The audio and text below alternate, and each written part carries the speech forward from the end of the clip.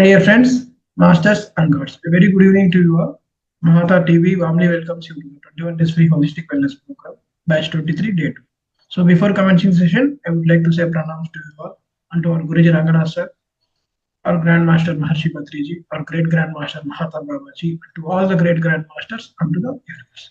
So today's topic is ideal child, ideal parent and about concentration. So let's hear from Master Palniappan sir.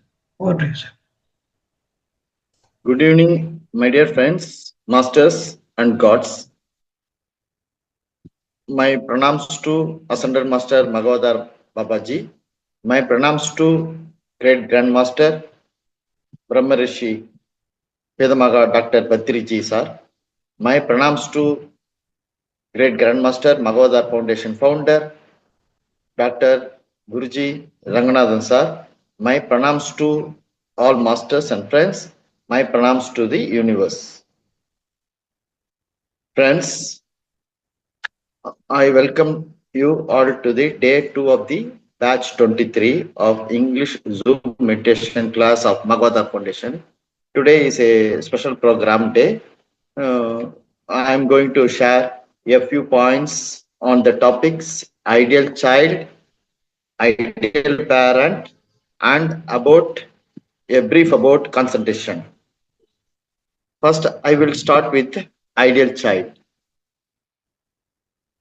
An ideal child should always remember the necessity of an absolute sincerity, the certitude of a truth's final victory, the possibility of constant progress with the will to achieve. An ideal child is good tempered and does not become angry when things seem to go against him or decisions are not in his favor.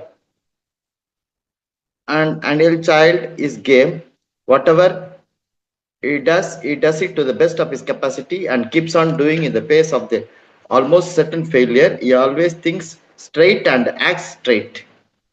An ideal child is truthful. That is, he never fears to say the truth, whatever may be the consequences. An ideal child is patient. That is, he does not get disheartened if he has to wait a long time to see the results of his efforts. An ideal child is enduring. That is, he faces the inevitable difficulties and sufferings without grumbling. An ideal child is preserving. That is, he never slackens his efforts however long it has to last. An ideal child is poised. That is, he keeps equanimity in success as well as in failure. That is, he is neutral. An ideal child is courageous. That is, he always goes on fighting for the final victory, though he may meet with many defeats. An ideal child is always cheerful. That is, he knows how to smile and keep a happy heart in all circumstances. An ideal child is modest. That is, he does not become conceited over his success, neither does he feel himself superior to his friends and comrades. An ideal child is generous. That is, he appreciates the merit of others and is always ready to help another to succeed. An ideal child is fair and obedient. He observes the discipline and is always honest. Next, I will proceed with about ideal child. There is an ascending evolution in nature which goes from the stone to the plant, from the plant to the animal, and from the animal to the man. Because man is, for the moment, the last rung at the summit of the ascending evolution, he considers himself as the final stage in the ascension and believes there can be nothing on earth superior to him. In that, he is mistaken. In his physical nature, he is almost wholly an animal, a thinking and a speaking animal, but still an animal in his material habits and instincts. Undoubtedly, nature cannot be satisfied with such an imperfect result.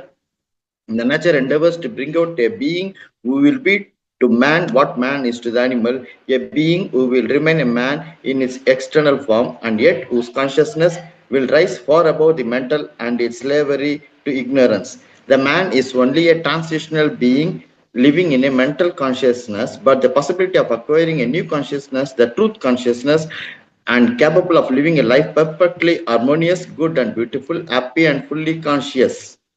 We depend on our will and our sincerity always. If we have the will, no more to belong to ordinary humanity, no more to be merely evolved animals, if our will is to become men of the new race, realizing supramental ideal, living a new and higher life upon a new earth, we will find here all the necessary help to achieve our purpose. We will profit fully and eventually become living examples of the world. Next, I will go to the topic ideal parent. This is first in the ideal parent, I will speak of the true maternity. Maternity is considered as the principal role of women, but this is true only so long as we understand what is meant by the word maternity. For to bring children into the world as rabbits do their young, instinctively, ignorantly, machine like, that certainly cannot be called maternity. True maternity begins with the conscious creation of a being, with the willed shaping of a soul coming to develop and utilize a new body. The true domain of women is spiritual. We forget it but too often. To bear a child and construct his body almost subconsciously is not enough. The work really commences when, by the power of thought and will, we conceive and create a character capable of manifesting an ideal. And do not say that we have no power of realizing such a thing. Innumerable instances of this very effective power could be brought out as proofs. Next, the glorious works. So, maternity becomes truly precious and sacred. Indeed, with this, we enter the glorious works of the spirit, and womanhood rises above animality and its ordinary instincts towards real humanity and its powers. In this effort, in this attempt, lies our true duty.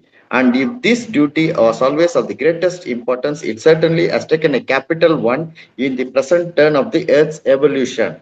Next, the advent of the dawn. All those who feel that their heart extends further than the limits of their own person and family, that their thought embraces more than small personal interest and local conventions, all those, in short, who realize that they belong not to themselves or to their family or even to the country, but to God, who manifests himself in all countries through mankind, these indeed know that they must rise and set to work for the sake of humanity for the advent of the dawn. And in this momentous, endless, many-sided work, what can be the part of a womanhood? It is true that as soon as great events and works are in question, the custom is to relegate women to a corner with a smile of patronizing contempt, which means this is not our business, poor, feeble, futile creatures. And women, submissive, childlike, lazy perhaps, have accepted, at least in many countries, this deplorable state of things. In the life of the future, there shall be no more room for such division, such disequilibrium between the masculine and the feminine. The true relation of the two sexes is an equal footing of the mutual help and close collaboration. Next, I will speak of the supreme possibility. And now we come back to our starting point, to our duty of true maternity. For this form meant to manifest the spiritual force capable of transforming the earth's present condition. This new form, who is to construct it if not the women? It is no longer sufficient to form a man similar to the greatest man when we have heard or of or known or even greater, more accomplished and gifted than they. We must strive to come in such mentally by the constant aspiration of our thought and will with the supreme possibility which, exceeding all human measures and features, will give birth to the Superman. Next, the future man. First of all, we must be careful in our attempt to conceive the future man or superman, not to adopt an actual type of man perfecting or aggrandizing him, the new age. Therefore, the individuals who will most help the future of humility in the new age will be those who will recognize a spiritual evolution as the destiny and therefore the great need of human being, an evolution or conversion of the present type of humanity into a spiritualized humanity, even as the animal man has been largely converted into a highly mentalized humanity, the new race. And among those individuals, women must be the first to realize this great change, as it is then their special task to give birth in this world to the first specimens of the new race, the supreme reward. Thus, the individual, no more guided by egotistical motives, laws, or customs, shall abandon all selfish aims. His rule will be perfect disinterestedness to act in a view of a personal profit, either in this world or in another beyond will become an unthinkable impossibility. For each act will be done in complete, simple, joyful obedience to the God's law, that is divine's law, which inspires it without any seeking for reward or results, as a supreme reward will be in the very delight of acting under such inspiration of being identified in conscience and will with the divine principle within oneself. Next, I will speak out. To educate a child is to educate oneself.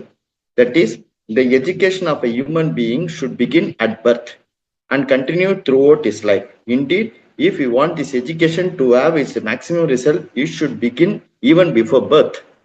There are other parents who know that their children must be educated and try to do what they can, but very few, even among those who are most serious and sincere, know that the first thing to do in order to be able to educate a child is to educate oneself, to become conscious and master of oneself, so that one never sets a bad example to one child. For it is above all through example that education becomes effective. To speak good words and to give wise advice to a child has very little effect if one does not oneself give him an example of one teaches sincerity, honesty, straightforwardness, courage, disinterest, interest, interestedness, unselfishness, passions, endurance, perseverance, peace, calm, self control are all things that are taught infinitely better by example than by beautiful speeches. Parents have a high ideal and always act in accordance with it, and we will see that little by little our child will reflect this ideal in himself and spontaneously manifest the quality we would like to see expressed in his nature. Quite naturally, a child has respect and admiration for his parents. Unless they are quite unworthy, they will always appear to a child as demigods whom he will try to imitate as best he can. It is always good to tell the truth. With few, that is, with very few exceptions, parents are not aware of the disastrous influence that their own defects, impulses, weaknesses, and lack of self-control have on the children. If you wish to be respected by a child, have respect for yourself and be worthy of respect at every moment. Never be unauthoritarian, despotic, impatient, or ill-tempered. When our child asks us a question, do not give him a stupid or silly answer under the pretext that the child cannot understand us. We can always make ourselves understood if we take enough trouble, and in spite of the popular saying that it is not always good to tell the truth, we affirm that it is always good to tell the truth, but that the art consists in telling it in such a way as to make it accessible to the mind of the hearer. In early life, until the child is 12 or 14 years, the child's mind is hardly open to abstract notions and general ideas. And yet, we can train it to understand these things by using concrete images, symbols, or parables. Up to quite an advanced age, and for some who mentally always remain children, a narrative, a story, a tale well told teach much more than any number of theoretical explanations. Next, I will speak of the education of the body. All education of the body should begin at birth and continue throughout our life. It is never too soon to begin nor too late to continue. Physical education has three principal aspects. Control, number one, control and discipline of the functioning of the body. Number two, an integral, methodical and harmonious development of all the parts and movements of the body. And number three, correction of any defects and deformities. As soon as the child is able to make use of his limbs, sometimes should be devoted every day to the methodical and regular development of all the parts of his body. Every day, some 20 or 30 minutes, preferably on walking, on waking, if possible, will be enough to ensure the proper functioning and balanced growth of his muscles while preventing any stiffening of the joints and of the spine, which occurs much sooner than one thinks. Next, good habit. It may be said that from the very first days, even the first hours of his life, the child should undergo the first part of the program as far as Food, sleep, evacuation, etc. are concerned. If the child from the very beginning of his existence learns good habits, it will save him a good deal of trouble and inconvenience for the rest of his life. And besides, those who have the responsibility of caring for him during his first years will find their task very much easier. Next, food. One must educate the child with care and teach him to distinguish his desires from his needs. He should be developed to develop a taste for food that is simple and healthy, substantial and appetizing, but free from any useless complications. In his daily food, all that merely stuffs and causes heaviness should be avoided. And above all, the child must be taught to eat according to his hunger, neither more nor less, and not to make his meals on an occasion to satisfy his greed or gluttony. From one's very childhood, one should know that one eats in order to give strength and health to the body and not to enjoy the pleasures of the palate. Cleanliness. Another thing should be taught to a child from his early years to enjoy cleanliness and observe hygienic habits. But in obtaining this cleanliness and respect for the rules of hygiene from the child, one must take great care not to instill into him the fear of illness. Fear is the worst instrument of education and the surest way of attracting what is feared. Yet, while there should be no fear of illness, there should be no inclination for it either. Next, sleep. In any case, a child, whatever his activities, should have sufficient number of hours of sleep. The number will vary according to his age. In the cradle, the baby should sleep longer than he remains awake. The number of hours of sleep will diminish as the child grows. But until maturity, it should not be less than 8 hours in a quiet, ventilated place. The child should never be made to stay up late for no reason. Scolding. We should not scold our child without good reason and only when it is quite indispensable. A child who is often scolded gets hardened to rebuke and no longer attaches much importance to words or severity of a tone. And above all, we should take good care never to scold them for a fault which ourselves commit. Children are very keen and clear sighted observers. They soon find out our weakness and note them without pity. When a child has done something wrong, we see that he confesses it to us spontaneously and frankly. And when he has confessed with kindness and affection, make him understand what was wrong in his movement so that he will not repeat. The child won't repeat, but never scold them. A fault confessed, but always be forgiven. Next, not to allow any fear. We should not allow any fear to come between us and our child. Fear is a pernicious means of education. It invariably gives birth to deceit and lying. Next, a child should be taught to aspire for beauty. It is said that from a young age, children should be taught to respect good health, physical strength, and balance. The great importance of beauty must also be emphasized. A young child should aspire for beauty not for the sake of pleasure others or winning their admiration, but for the love of beauty itself. For beauty is the ideal which all physical life must realize.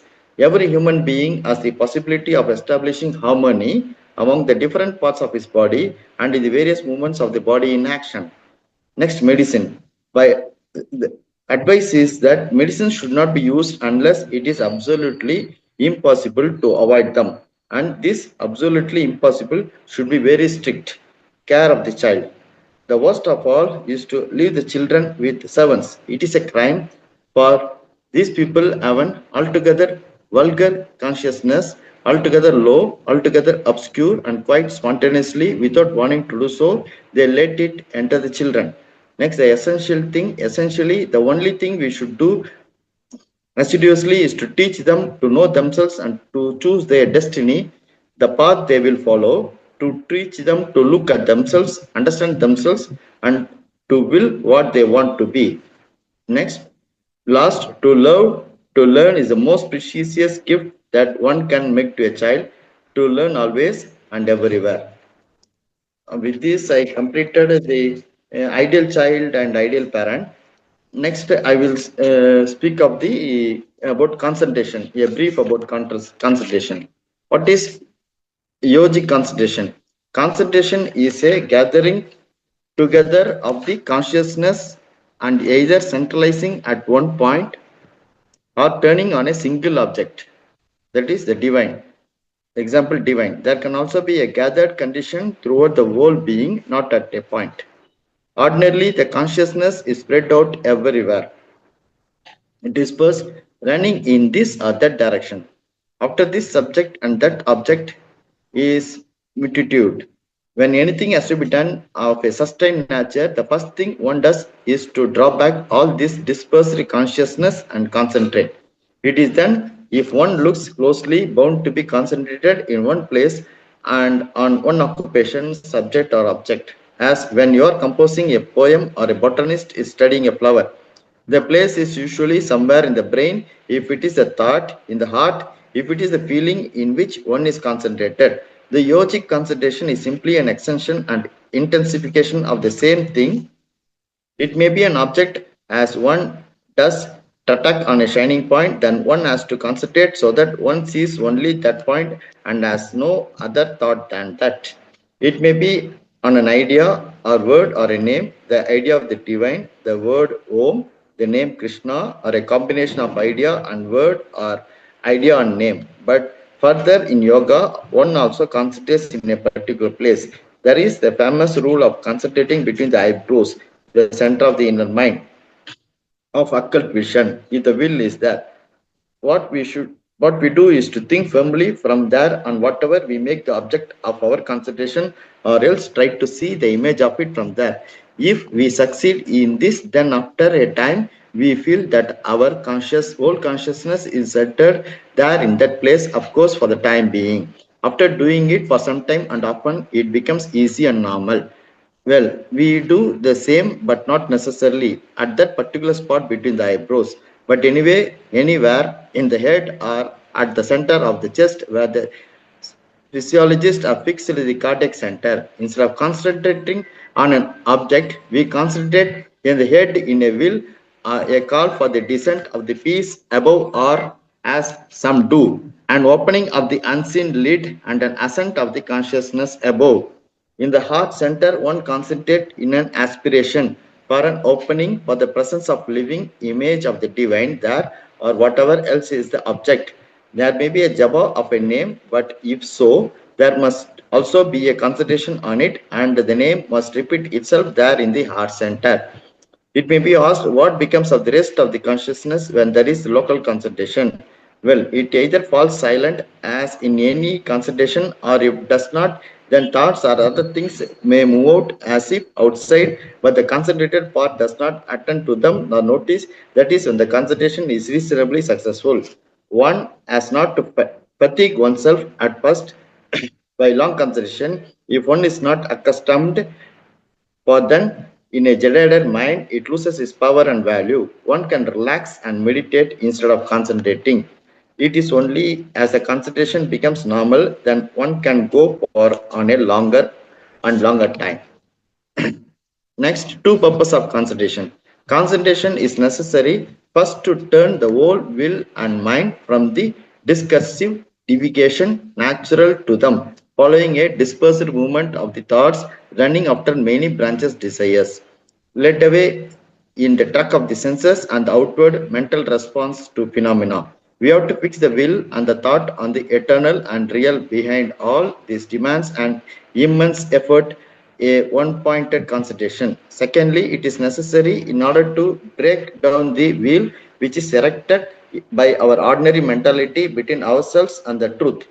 For outer knowledge can be picked up by the way by ordinary attention and reception, but the inner, hidden, and higher truth can only be seized by an absolute concentration of the mind on its object, an absolute concentration of the will to attain it, and once attained, to hold it habitually and securely, unite oneself with it.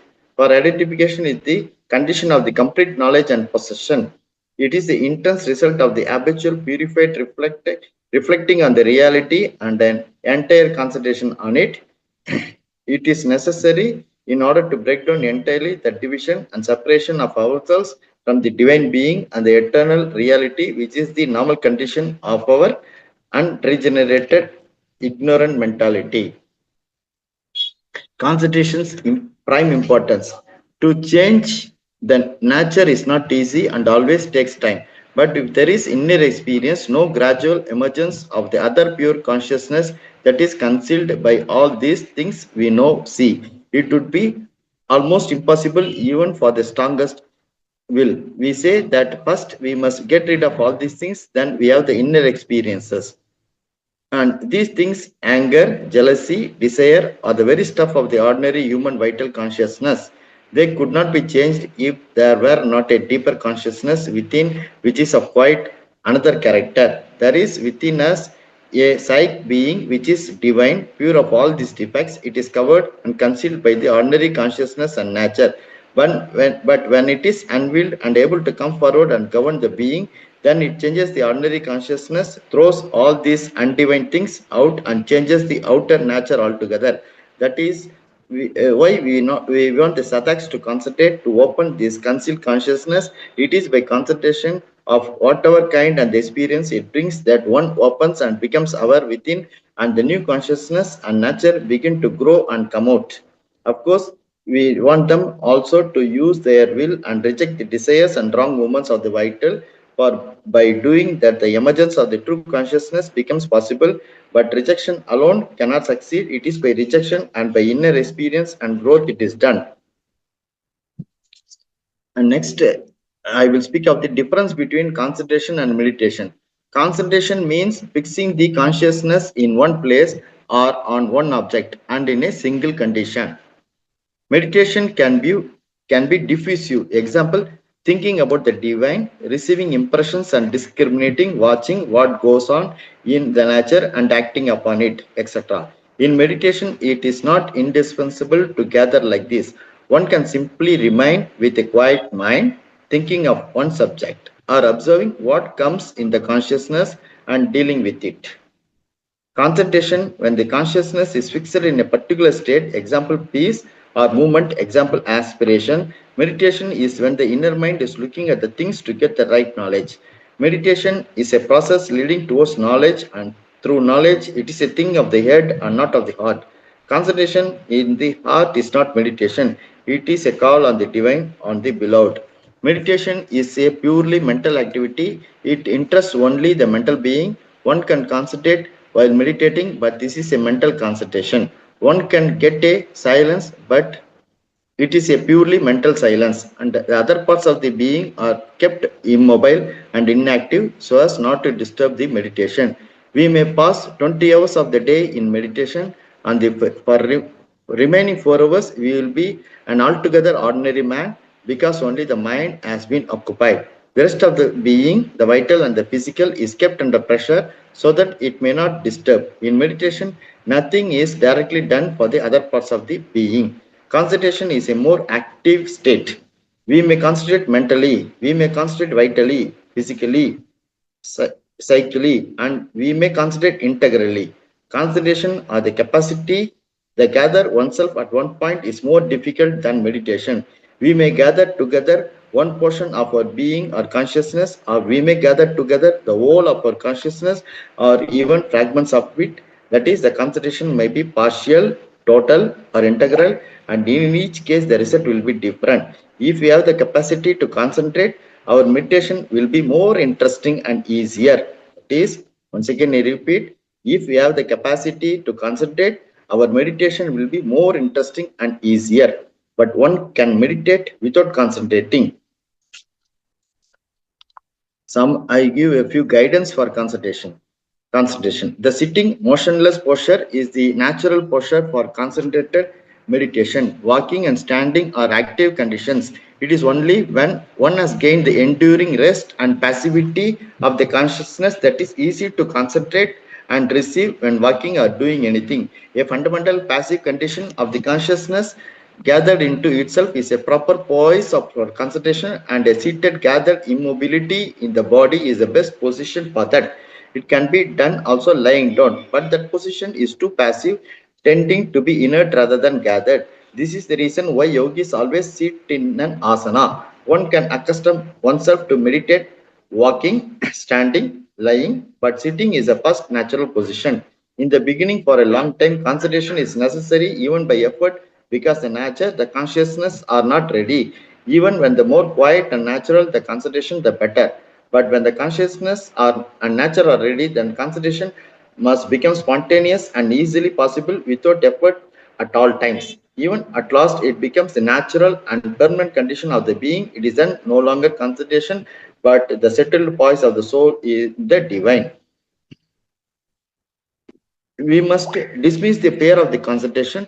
The emptiness we feel coming on us is the silence of the great peace in which we become aware of ourselves, not as a small ego shut up in the body, but as a spiritual self wide as the universe. Consciousness is not dissolved. It is the limits of consciousness that are dissolved. In that silence, thoughts may cease for a time. There may be nothing but a great limitless freedom and wideness. But into that silence, that empty wideness descends the vast peace from above, light, bliss, knowledge, and the higher consciousness in which we feel the oneness of the divine. It is the beginning of the transformation, and there is nothing in it to fear. Most people associate consciousness with the brain or mind because that is the center of for intellectual thought and mental vision. But consciousness is not limited to that kind of thought or vision. It is everywhere in the system and there are several centers of it. Example, the center for inner concentration is not in the brain but in the heart. The originating center of vital desire is still lower down. And lastly, I will speak where to concentrate. One can concentrate in any of three centers, which is easiest to the sadak or gives a most result. The power of the concentrate is the heart center is to open the center and by the power of aspiration, love, bhakti, surrender, remove the veil which covers and conceals the soul and bring forward the soul or psychic being to govern the mind, life and body and turn and open them all fully to the divine, removing all that is opposed to that turning and opening.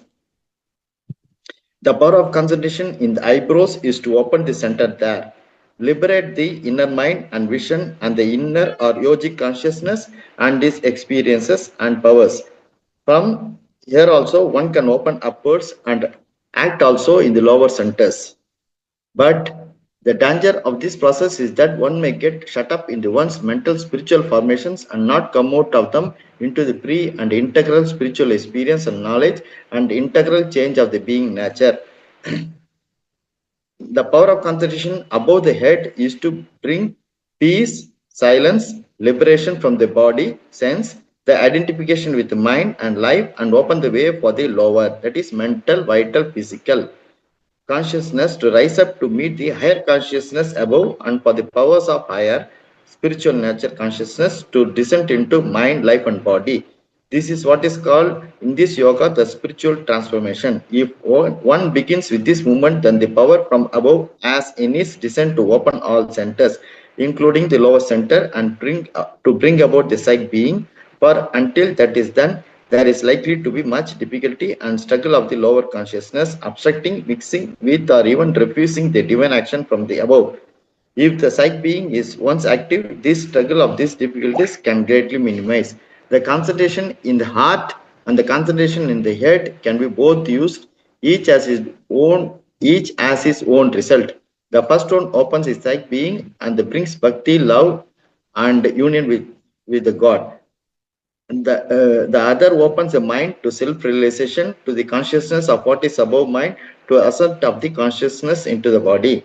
There is no harm in concentrating sometimes in the heart and sometimes above the head. But concentration in either place does not mean keeping the attention fixed on a particular spot. We have to take our station of consciousness in either place. If one concentrates on a thought or a word, one has to dwell on the essential idea contained in the word with the aspiration to feel the thing which it expresses. With this, I close a brief about the concentration. I have spoken today with you friends topic about the ideal child, ideal parent, and a brief about concentration. I thanks everyone for their passion sharing. I thank Master Thiru Logeshwar for giving me this opportunity. I thank our Guruji, Dr. Thiru Ranganathan Sir, founder Mahavatar Foundation, for giving me this opportunity.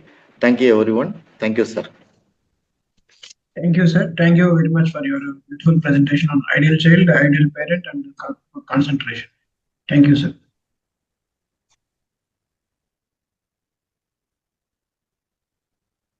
Right, masters.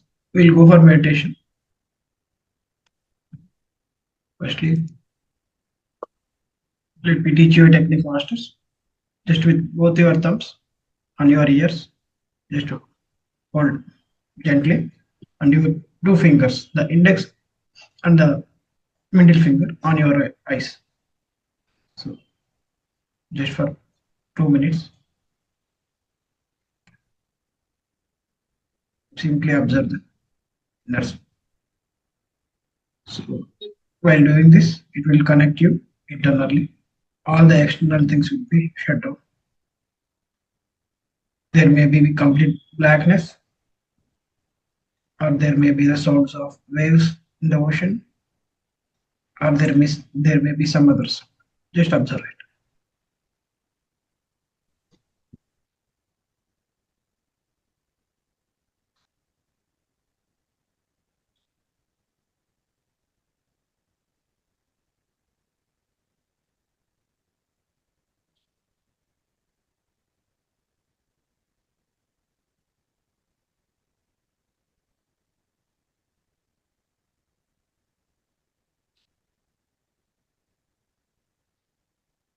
Okay, masters.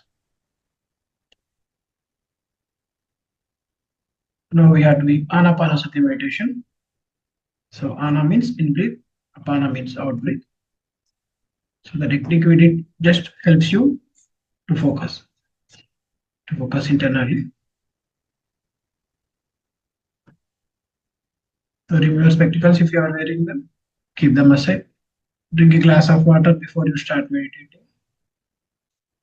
Keep another glass ready with you so that you can have after the meditation. Dim or darken lights in your room. It will create a peaceful atmosphere. Sit comfortably in Sukhasana, on a mat or on the floor. If you are on the chair, you can cross your legs. Clasp your hands like this, interlocking fingers of one hand with the other. Just place them on your thighs. And it should be open to the sky.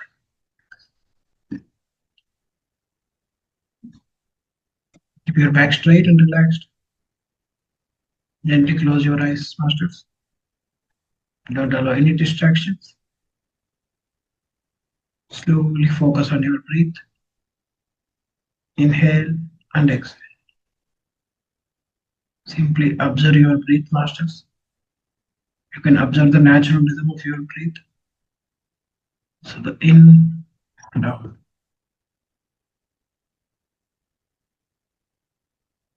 So observe your breath with mindfulness. Don't try to don't try to control it. Just observe it. If you get any thoughts or feelings or sensations, simply ignore them and simply observe them and then come back to the breath. Be patient and kind to yourself as you bring your mind back again and again to the breath.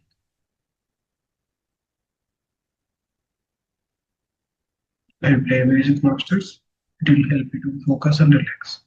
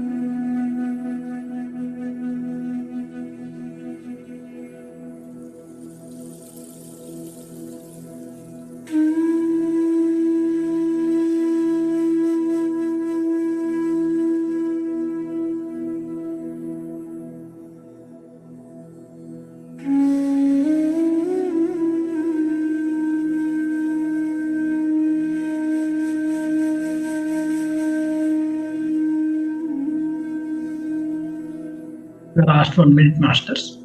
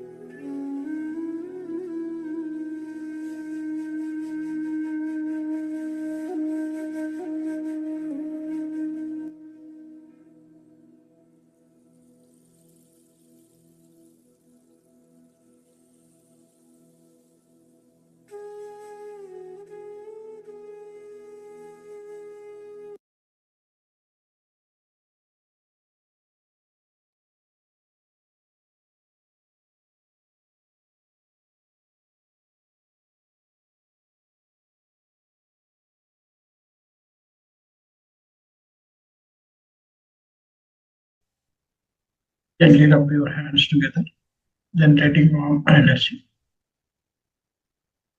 When you are ready, place your palms over your eyes. Feel the pressure, feel the energy. For 5 more seconds. 5, 4, 3, 2, 1. With hands apart, just open your eyes, see your palms.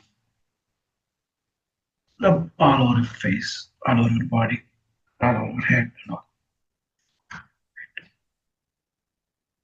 We have completed wonderful meditation, masters. Let's thank Universe and Mahavatar Foundation for giving us this platform to learn wisdom from many masters. And let's thank all the masters who have attended the session. See you all tomorrow. So there will be a World Wellness Meditation program from 5 a.m. to 7 a.m. tomorrow morning. Please attend this, masters. The link will be shared in the group. See you all tomorrow. Thank you.